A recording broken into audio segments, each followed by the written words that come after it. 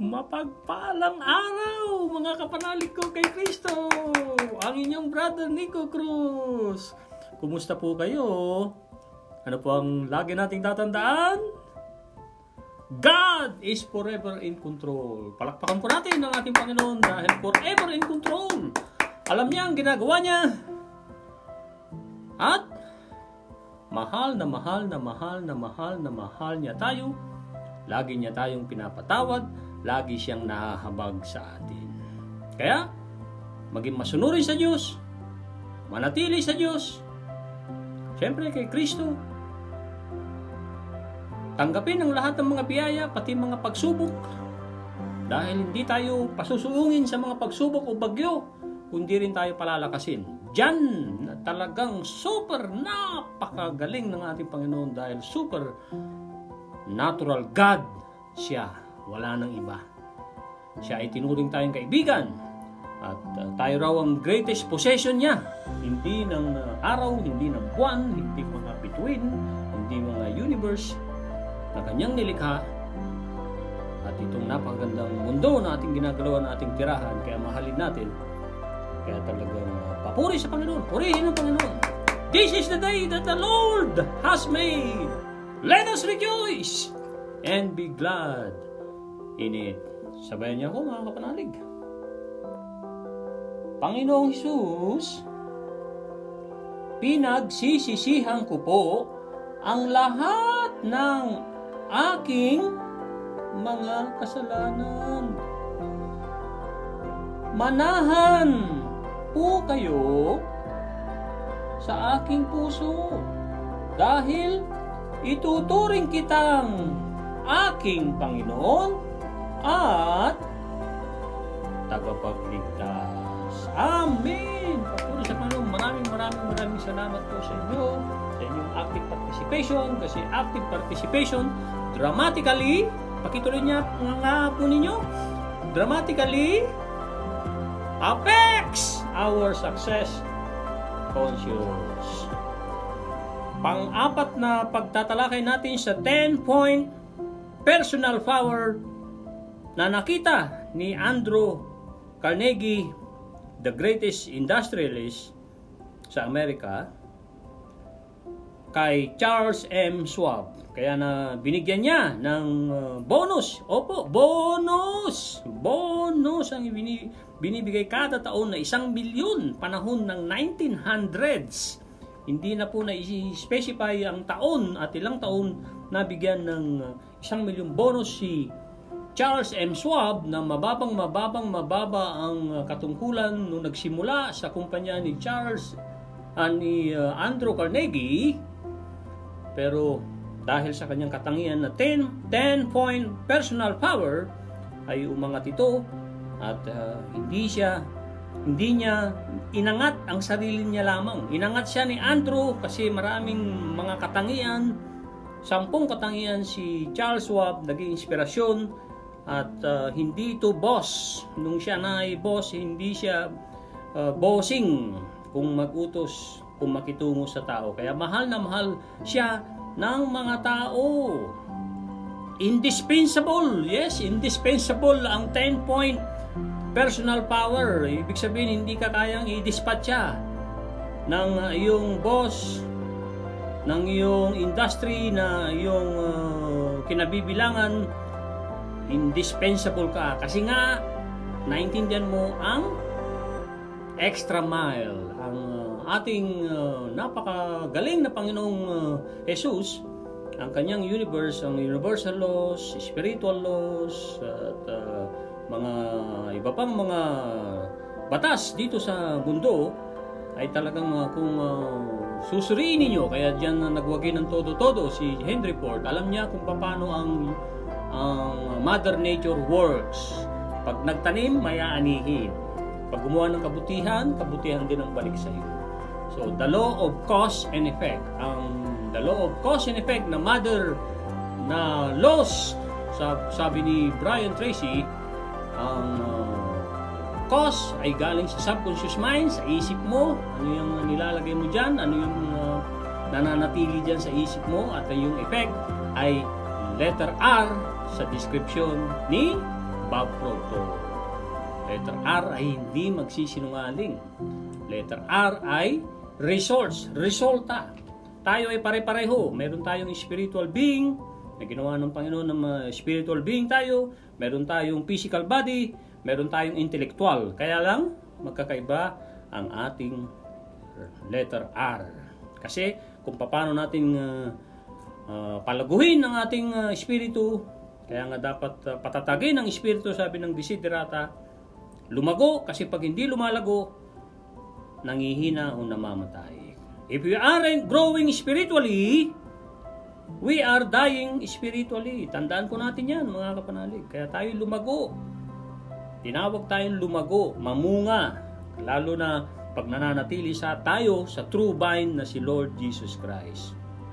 Ito po ang 10-point personal power na nakita ni Andrew Carnegie kay Charles M. Schwab. Nakita, ibig sabihin nakita, napansin, naobserbahan. Hindi mismong si Charles M. Schwab, boss, mayroon akong 10-point power, personal power, i-promote mo ako, bigyan mo ako ng 1 milyon. Hindi ganun ang naging nangyari. Nagkusa si Andrew Carnegie bigyan ng bonus kada isang taon na 1,1900,000 pa noon dahil indispensable, dahil magaan ang pwesto ang buhay ni Andrew Carnegie dahil sa kanyang assistant na si Charles M. Schwab. At hindi lang si Charles M. Schwab ang nabibigyan ng malalaking bonus. Hinalimbawa lamang sa Circle of Influence, sa asosasyon na si Andrew Carnegie ang pinuno, lahat halos ng kanyang mga Circle of Influence, mga executives ay nakaka-receive ng bonus. Hindi na sinabi kung magkano, pero in-specify $1,000,000 bonus kasi nga ang sahod ng Executive Vice President niya noon na si Charles M. Schwab ay $75,000 a year. Opo, a year. Ito na po ang number 1. Bukod sa dahil si Charles M. Schwab ay possess great attitude, ito yung 10 na napansin ni Andrew Carnegie, sinulat ni Napoleon Hill sa librong How to Raise Your Own Salary. Nasa Audible po yan, dating nasa YouTube. Sundan po natin, ma-inspire po tayo. 1908 interview po yan. How to Raise Your Own Salary. Paano mo maitatag ang sarili mong sweldo na ikaw ang magdidikta. Halimbawa, among Nico or among Romy, ang gusto kong sahod ay halimbawa 10,000 pesos a day. Ay kung ididiman mo yan, ano ang in return ang gagawin mo? So ito, number 1, naunawaan ni Charles M. Schwab na mayroon siyang definiteness of purpose. Hindi ko na ipapaliwanag isa-isa dahil pang-4 na beses na pong na-feature ito. Number 1, definiteness of purpose. Number 2, promptness of decision. Number 3, soundness of character. Number 4, intentional honesty. Honesty is the best, always best policy, di po ba? So yan ang number 4, intentional honesty. Number 5, ito isa sa pinakamatindi, strict discipline of decision over one's emotion. Ulitin nga natin ang sabay-sabay. Number 5, strict discipline of decision over one's emotions. Number 6, obsessional desire to render useful service. Ano ang inspirasyon ni Arnold Schwarzenegger nung siya pa ay maliit, nakasama ang kanyang kuya? Whatever you do, nasaan man kayo mga anak, be useful. Kaya dapat meron tayong kailangan nagre-render tayo ng useful service na magagamit, na makikinabang ang mga tao.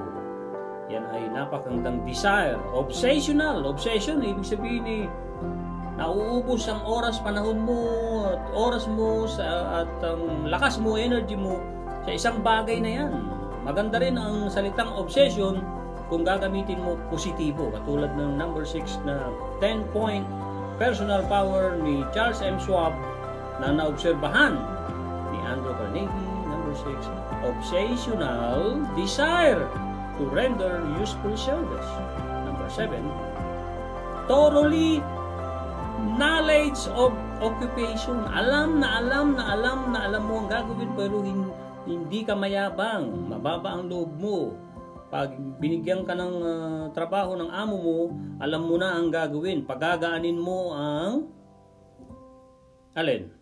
ang trabaho ng iyong amo. Pag binigyan ka ng trabaho, pinagkakatiwalaan ka niya. Ang trabaho niya ay pasalamatan ka niya, o i-promote ka niya, o bigyan ka niya ng increase. Hindi mo ibabalik, Kuya Nico, paano yung ganito? Paano yung ganon? Paano yung ganito? Paano yung ganito?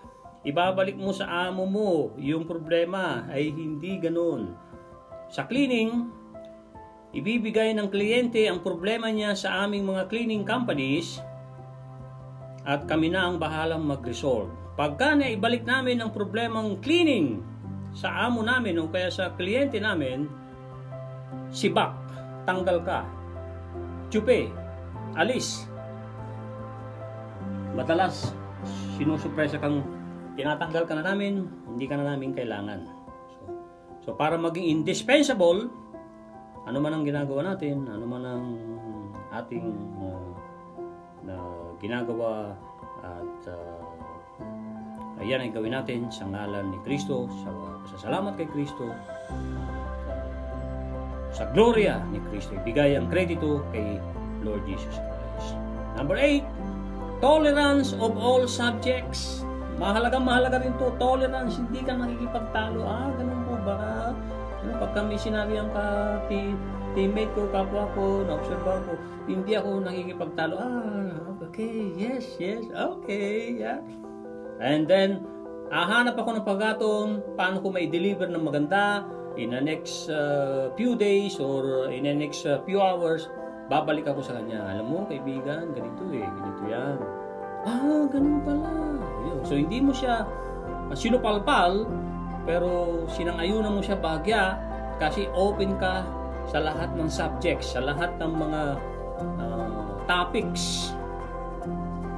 Hindi mo sinasabing, ako ang tama, at ako ang masusunod dahil ako ang boss, ako ang tatay, ako ang nanay. Makinig ka at kahit na nasa punto na ang iyong anak, hindi mo pinakikinig. Number 9, loyalty to one's personal associate in faith of supreme being. Napakaganda po nito. Number 9, loyalty to one's personal associates in faith of supreme being. And then number 10, enduring thirst for knowledge and alertness of imagination. Dapat ginagamit natin ang ating imagination for the better, because sabi ni Napoleon Hill, imagination is the workshop of the mind. Opo, is the workshop of the mind. Pag hindi ka marunong mag-imagine, kung lalo na ikaw ay namumuno, papunta kang kangkungan. Ang gusto ko pang idagdag, mga kapanalig, na sinabi ni Tom Scott, itinuro kay Andrew Carnegie, nung siya pa lamang ay mababa ang pwesto, empleyado ni Tom Scott. Si Tom Scott ay mataas ang katungkulan sa railway. Siya ang nagbigay ng break kay Andrew Carnegie. Mayroon daw 2 tao ang hindi aasenso. Kung maalala nyo, sinare ko na ito sa previous podcast natin. Ito po ay napakagandang pagnilay natin. 2 tao hindi aasenso, sabi ni Tom Scott kay Andrew Carnegie, sa How to Raise Your Own Salary. Number 1, ang taong hindi marunong makasunod kahit sinabihan na ng mga detalye, hindi ito talaga makakasunod. 1 cannot do what he has been told. Then number 2, the other cannot do nothing. Yung pangalawang tao hindi rin na-asenso kasi kahit naturuan mo, i-mentor mo, ay hindi talaga makakagawa ng mabuti. Yan ang ating idinagdag na quote, insights ni Tom S. Scott sa Pro-Today niya noon nung bata pa si Andrew Carnegie. Mga kapanalig, tayo na po ay mag-proceed sa napakagandang Great is Thy Faithfulness quote for today, mga kapanalig. Ito po, nasusulat sa Job chapter 4 verse 4. It says, your words have upheld him who was stumbling, and you have strength the feeble knees. Basahin natin ang sabay-sabay, mga kapanalig. Your words have upheld him who was stumbling, and you have strengthened the feeble knees. At ang quote for today sa Great is Thy Faithfulness, mga kapanalig ko kay Kristo, it says, God doesn't comfort us to make us comfortable, but to make us comforters. Papuri sa Panginoon, mga kapanalig! Ulitin natin ng sabay-sabay dahil active participation dramatically affects our success conscious. Ito na po, sabayan niyo ako, mga kapanalig. God doesn't comfort us to make us comfortable, but to make us comforters. Woohoo!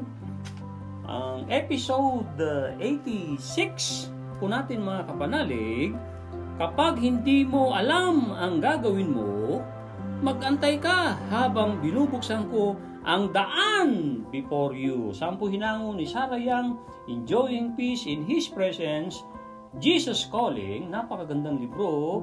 Ngayon po ay November 4, sa grasya ng Panginoon, episode 86 na po tayo. Time flies, mga kapanalig. Nasusulat sa Exodus. Paborito po nating Exodus. Ang the first 6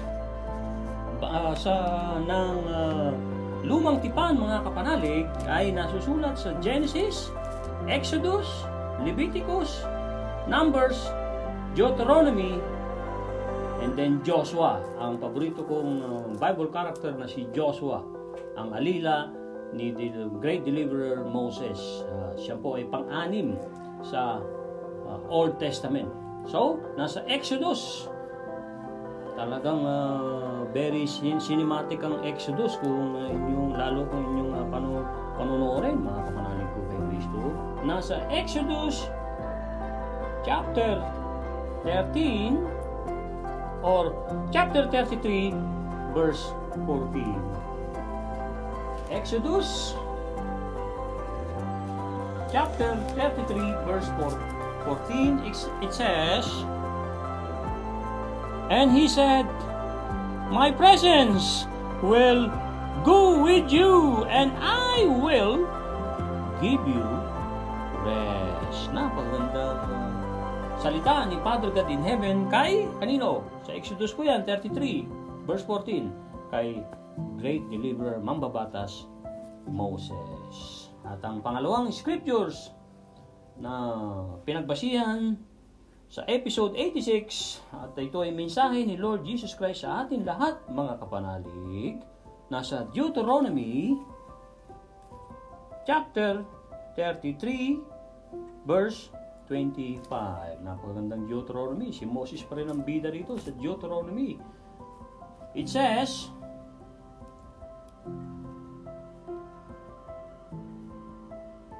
your sandals shall be iron and bronze, and your days you shall your strength. Papuri sa Panginoon, mga kapanalig. Yan po ang Deuteronomy chapter 33 verse 25. Gagamit ako ng konting ilaw kasi medyo madilim, hindi ko na buksan ng ilaw dito sa aming opisina. So ulitin po natin ang Deuteronomy 33 verse 25. Your sandals shall be iron and bronze, as your days you shall your strength be. Woohoo! Salamat sa Panginoon. At ang pangatlong scriptures po ay nasusulat sa Hebrews. Opo, Hebrews chapter 13, verse 20. It says,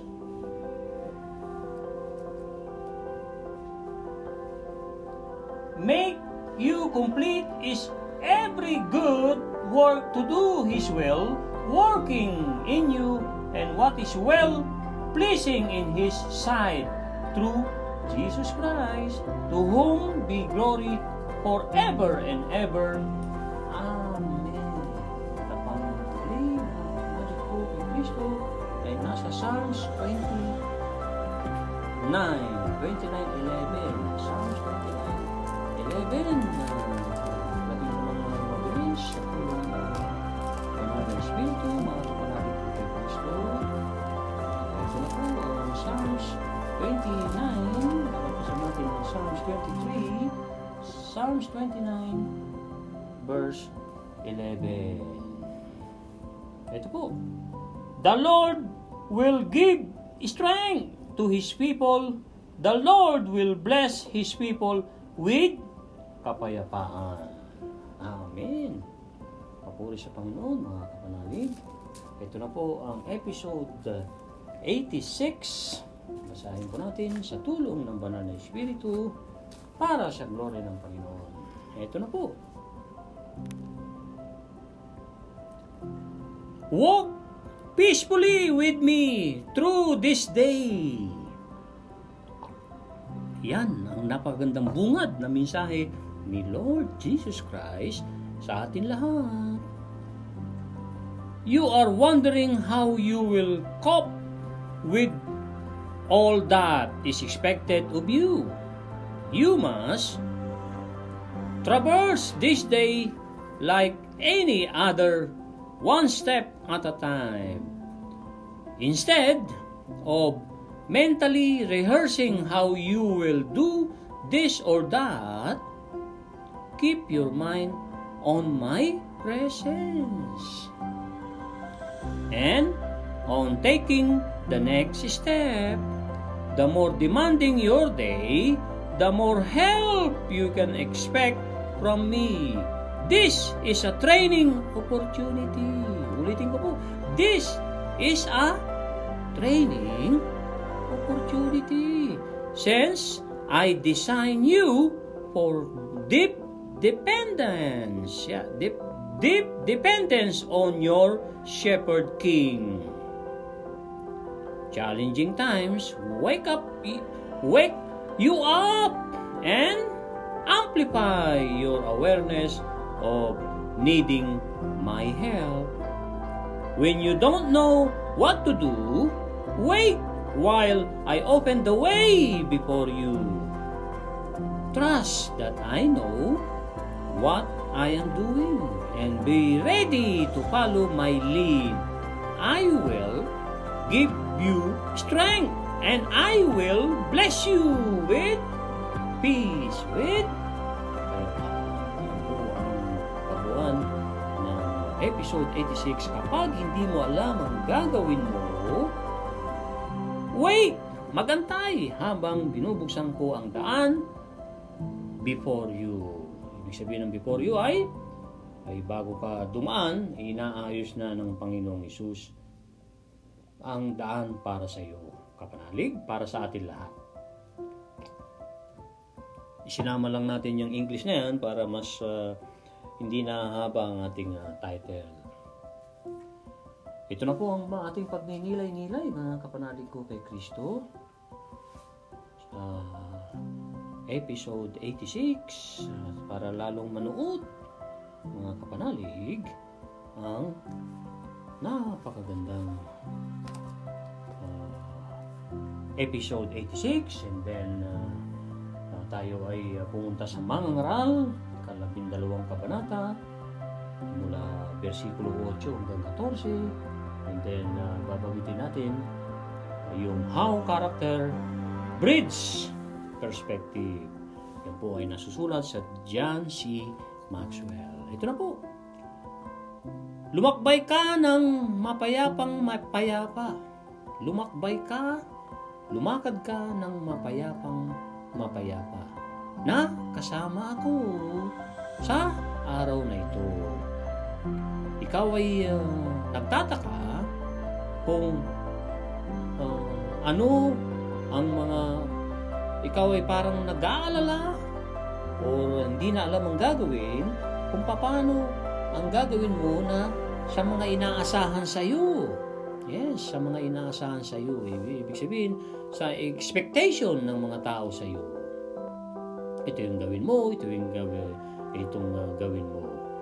At ang dapat nating tatandaan, sabi ni Lord Jesus Christ, ay manatili tayo sa araw na ito nakasama siya. At mayroong tayong hakbang na one step at a time. Tayo ay nabubuhay 1 second at a time, 1 minute at a time, 1 day at a time. Hindi natin aalalahanin ng mamayang gabi, bukas na umaga, o sa isang Sabado. Hindi natin aalalahanin yan. Ang pinakamahalaga ay nandito tayo ngayon. Yan, nandito tayong kasama siya. Yan ang napakagandang misahe ni Lord Jesus Christ. Manatili tayo sa paglalakbay ng ating buhay na kasama siya. Pag kasama siya, ano ang ating mapapala? Tunay na kapahingahan at tunay na kapayapaan ng isipan at kapayapaan ng kalooban. Kaya, ang isip mo, anak, sabi ni Lord Jesus Christ sa ating pagninilay-nilay, sa ating pagpapatuloy, sa tulong ng banal na Espiritu, ay panatilihin mo ang iyong isipan na kasama ako. At kung pag-uusapan mo, paplanuhin mo ang gagawin mo, kung anong susunod na hakbang mo, ay isama mo ko. Ang araw mo, the more demanding. Gagawin ko siya ganito, ipinagagawa itong file ni Amo, gustong samahan ko ang misis ko sa ganitong araw, ang anak ko ay gusto niya kung sumama sa school activities niya, and so on, hindi matatapos po yan. Yan ang mga inaasahan ng mga tao sa iyo, kadalas nakakapagtuliro sa atin. Pero, kailangan asahan mo ang tulong ko, anak. Expectin mo ang tulong na galing sa akin. Yan ay napakagandang training opportunity. Yes, training opportunity na ikaw ay natitrain na napakagandang oportunidad na kahit magulo ang mundo, kahit magulo sa labas ng bahay mo, sa labas ng opisina mo, ikaw ay nananatiling tahimik, ikaw ay nananatili sa presensya ni Lord Jesus Christ dahil mahal na mahal mo siya, kapanalig.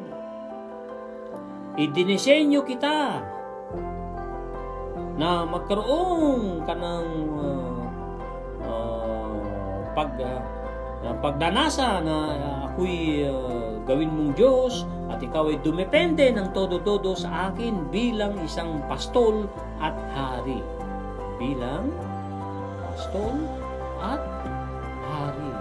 Ang mga mapaghamong mga panahon, challenging times, ay gumigising sa iyo at nagpapalakas sa iyo sa pagiging may kamalayan ka ng pangangailangan mo sa aking tulong. Napagtanto po ba natin, mga kapanalig, yung last words ni Lord Jesus Christ? Reviewin nga natin ng magaling para lalong manood sa ating isipan. Ang lahat daw ng mga problema, anuman ang problema niya na napakabigat na nagpapatuliro na sa buhay mo, nag-aalala ka sa ano man ang ginagawa mo, kumakain ka, naliligo ka, tutulog ka, ay naalala mo yung ganong problema, ay yan ay magpapalakas ng kamalayan mo para sa pangangailangan mo kay Kristo. Pagka kumapit ka kay Lord Jesus Christ, ahayaan mong labanan niya ang laban mo with your active participation. Hindi ka tutunga nga. Kailangan mayroon kang active participation dahil nasa Diyos ang awa, nasa tao ang gawa. Amen? Kapag hindi mo alam ang mga gagawin mo, ito na yung ating title, magantay habang binubuksan ko, habang inaayos ko ang daan bago ka dumaan. Ang daan before you. Woohoo! Palakpakan po natin ang ating Panginoon. Dahil siya ay Diyos noon, ngayon at magpakailanman. Yan ay sinabi ni Father God in Heaven kay Moses, kay Joshua. Lahat ng laban mo, Moses, Joshua, ay mangunguna ako. Ibibigay ko sa iyo ang victory. Kaya, napagandang basahin natin ang Exodus chapter 33 verse 14. So, pag hindi mo alam ang mga gagawin mo, magantay ka dahil aayusin ni Lord Jesus Christ ang problema mo. Bibigyan kanya ng solusyon. Magantay means magtiwala. Amen? Ito po ang pagtatapos ng mensahe ni Lord Jesus Christ dito sa episode 86 sa ating pagninilay-nilay. Magtiwala ka. Kasi alam na alam ko ang ginagawa ko. At humanda ka para sundin ang mga gusto ko at pangunahan ko ang paglalakbay ko. Bibigyan kita ng lakas. Yes, bibigyan kita ng lakas at bibiyayaan kita ng kapayapaan. Hindi sinabi ni Lord Jesus Christ na bibigyan tayo ng anuman ng mga gusto natin. Kapayapaan ang bibigay niya kasi kailangan nating mapayapa ang ating isipan, mapayapa ang ating kalooban.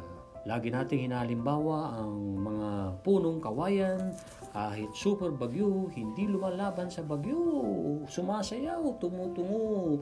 Pansinin niyo mga ibang puno na pag tinamaan ng super lakas na hangin, lumalaban sila, kundi nabubuwal ay napuputol ang kanilang mga malaking sanga. Pero ang kawayan, sayaw lang ng sayaw. After ng bagyo, anong makikita mo sa kawayan? Nakatindig muli, pinasasalamatan ng ating Ama sa Langit. Ma-inspire po tayo sa mga creations. Makikita mo kung ikaw ay nagnanais tumaas ang iyong dunong at nagpalit ka ng kaisipan mula sa kaisipang makasarili, sa kaisipang mapagmahal, maging mahabagin, mabuti sa isip, mabait sa gawa, ay bagong buhay yan. Langit yan. Nasa isip at nasa puso. So, kahit na nandito tayo sa mundo, na nasa langit tayo, kung pipili nating umibig sa Diyos, manatili sa Diyos, tanggapin ang lahat ng biyaya at mga trials, aminin natin kailangan natin siya, tulungan tayong sumayaw sa bagyo parang mga kawayan, at to reproduce for God. Itanim ang salita ng Diyos. Opo, huwag po tayong mag-alala. Itanim ang salita ng Diyos. Tayo'y tinawag na ilaw. Ang leadership ay dipinado sa isang salita lamang na influence. Nakaka-influensya po tayo kahit ang mga introvert. Di po ba? Sabi ni John C. Maxwell, sa tanang buhay ng mga introvert, ng mga mahiyain, nakaka-inganyo sila, nakakapagbigay sila ng inspirasyon ng at least 10,000 tao. Quick review po tayo sa episode 85, Magalak sa gitna ng adversity. And then tatalakayin po natin ang character bridge perspective sa Genesis 15. Every time something thwarts, mga hadlang, your plans or desires, use that as a reminder to communicate with me. This practice has several benefits. The first is obvious. Talking with me blesses you and strengthens our relationship. Another benefit is disappointments, instead of dragging you dragging you down are transformed into opportunities for good. This transformation removes the sting, the kirot, tinatanggal ang kirot from difficult circumstances, making it possible to be joyful sa gitna ng kahirapan. Begin by practicing this discipline in all the little disappointments of daily life. It is often these minor setbacks that draw you away from my presence. Yung mga maliliit na problema ay nagpapaalis yan sa akin, palayo sa aking presensya. When you reframe setbacks as opportunities, you will find you gain much more than you have lost. It is only after much training that you can accept major losses in this positive way, but it is possible to attain the perspective of Apostle Paul, who wrote, "Compared to the surpassing greatness of knowing Christ Jesus, I consider everything I once treasured to be insignificant as rubbish." Hindi gaano ka mahalaga na at ang rubbish ay kalokohan. Ang dating pinapahalagan ni San Pablo ay nung nakilala niya ng todo si Kristo Jesus, ay lahat ng kanyang pinapahalagan ay wala nang halaga at ito ay rubbish o kalokohan. Yan po ang quick review ng episode 85. Dumako na po tayo mga kapanalig sa How Character Breeds Perspective sa Genesis 5:0 po. Opo, sa Genesis 50, sabi ni John C. Maxwell, the Maxwell Leadership Bible, New King James Version, 800 lessons ang madadagdag sa iyo. Over 800 lessons ang madadagdag na dunong ni John C. Maxwell, ibinahagi niya sa Bible na ito. Kung meron kayong pagkataon, ay bumili po kayo nito. Itong libro na to, dahil napaganda na nandyan ang New King James Version, and then 800 lessons. Ito na po, ang Genesis 50 verse 15 to 21, how character breeds perspective. Paano mapadami, breeding, hindi po yung bridge na tulay. Paano mapadami ang magandang pananaw. Ito po ang pamungad ni John C. Maxwell. Joseph puts his entire life in perspective in the final chapter of Genesis. During the height of a terrible famine, his brothers humbly come before him and bow down, just he had predicted decades earlier. But instead of using his enormous power to punish them, dahil kaya siya napunta ng Egypt, na alila, ibinenta siya sa mga Ismailites dahil sa sobrang selos ng mga kapatid niya. At nakulong siya. Naghirap ng todo-todo si Joseph. Maunawaan mo kung gaganti kasi matinding pahirap ang nangyari sa buhay niya. Nakulong, walang kasalanan, kinalimutan, kinutya. Pero alam niya, hindi nawala sa kanya ang Father God in heaven. He said, "You meant evil against me, but God meant it for good." Masama ang iyong ginawa sa akin. Ito ay evil against sa akin, pero ginawa ito ng Panginoon into good. Sabi ni Joseph sa mga kapatid niya, in order to bring it about it as it this day, to save many people alive. Genesis chapter 50, verse 20. How does one develop such a godly and rare perspective? What enabled Joseph to refrain from exacting the kind of vengeance most of us would be tempted to dish out in a similar circumstances? One word. Bakit hindi gumanti si Joseph? Sa mga kapatid, dahil sa kanyang karakter, dahil sa kanyang pagkatao, dahil na-develop siya ng todo-todo sa mga bagyo, na tumatag siya ng todo. Yes, tumatag sa mga grabing pagsubok, trial sa buhay ni Joseph. Kaya kapatid, kapanalig, kung ikaw ay may problema ngayon, tignan mo ang naging mga trials ni Joseph sa ni Job, sa the book of Job, sa parehong Old Testament. Ito po yung pagpapatuloy ni John C. Maxwell. One word, character. Because Joseph had spent years in God's character building course, he could maintain a proper perspective and use his power to bless his brothers rather than curse them. Biniles niya ang kanyang mga kapatid kaysa isumpa niya. How a leader deals with the circumstances of life tells you many things about character. Crisis doesn't necessarily make character. Tingnan natin ng isa pang beses yan, mga kapanalig. Sabayan niyo po ako.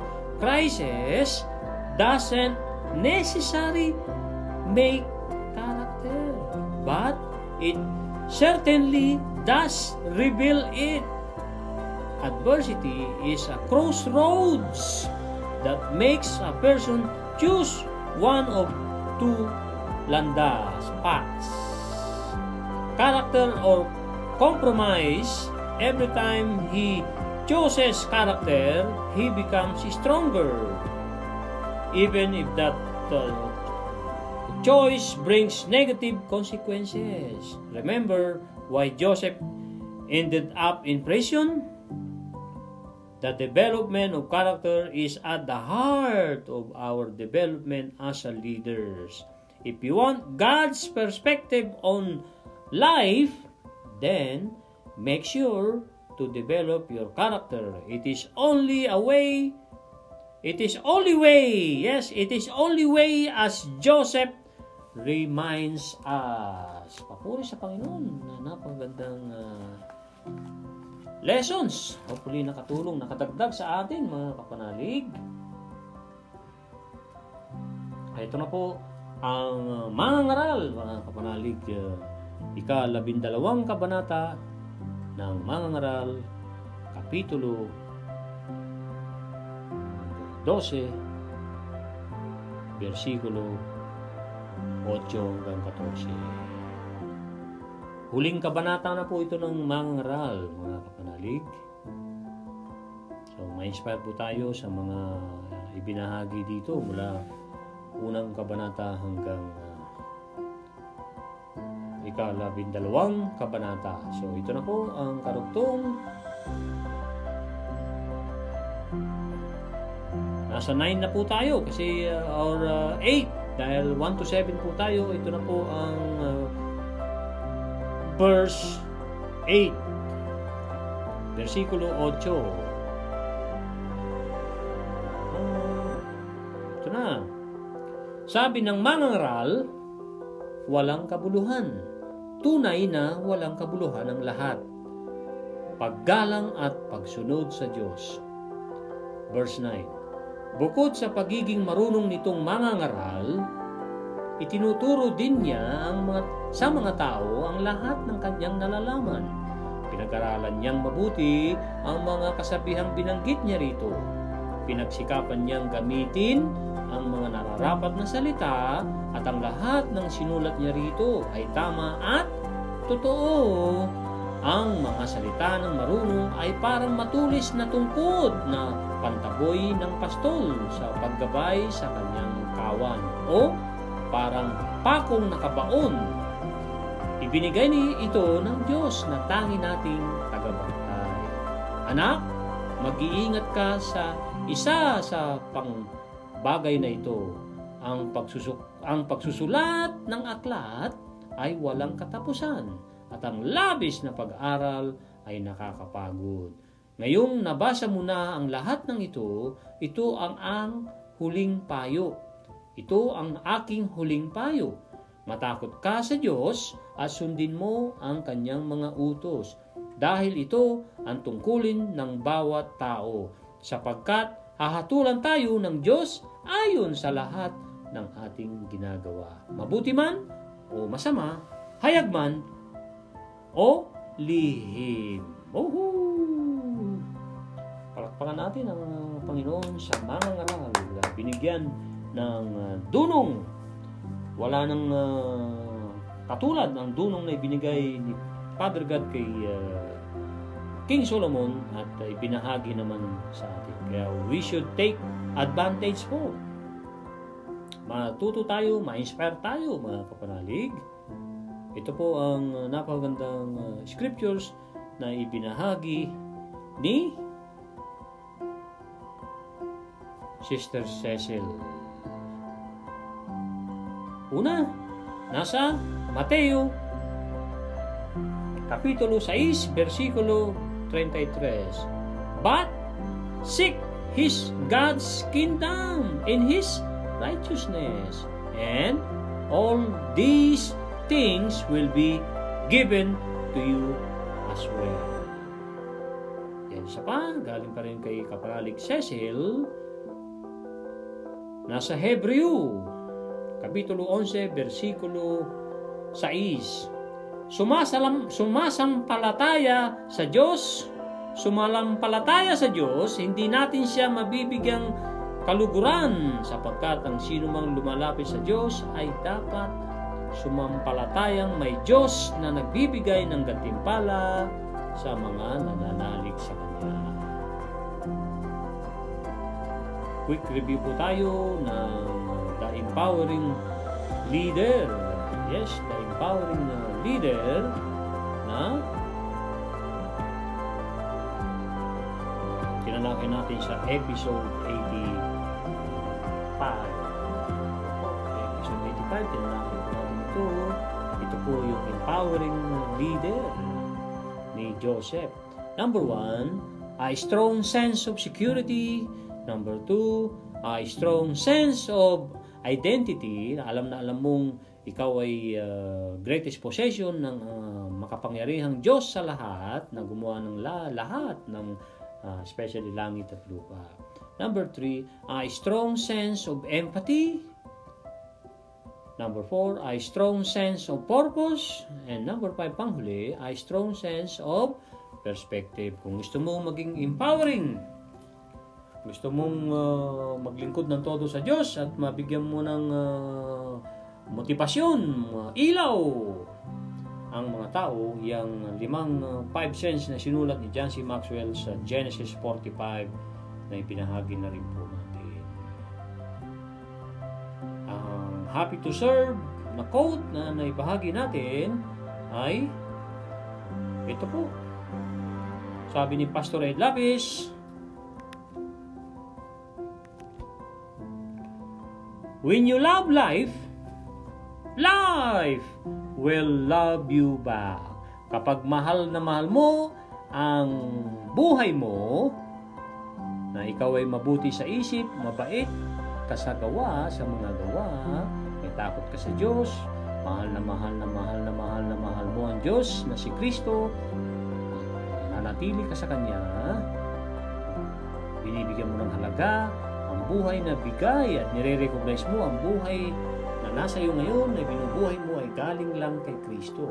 Kaya, anong gagawin ng life sa iyo pag pinahalagan mo, minahal mo ang life, ang buhay? Mamahalin ka rin at pahalagaan ka rin ng buhay. When you love life, life will love you back. At ang walang katapusan na napakagandang faith without work is a dead faith. pananampalataya na walang kilos, positibong kilos, ay patay na pananalig. Yan po ang ating kabuuan episode 86. Maraming salamat po. Shoutout sa inyo lahat. Shoutout kay Patrick, Coco Belt na nag-comment. Sa lahat sa inyo na mga nagbabahagi, masugid na taga-subaybay, kay kapatid kong Belen, kay Kuya Romy, at sa lahat-lahat, pati kay Brother Harry na masugid naming matapat na aming supervisor sa RC Cleaning. Shoutout sa buong RC Cleaning team. Maraming salamat. God is forever in control. Hallelujah! God bless. Bye-bye now.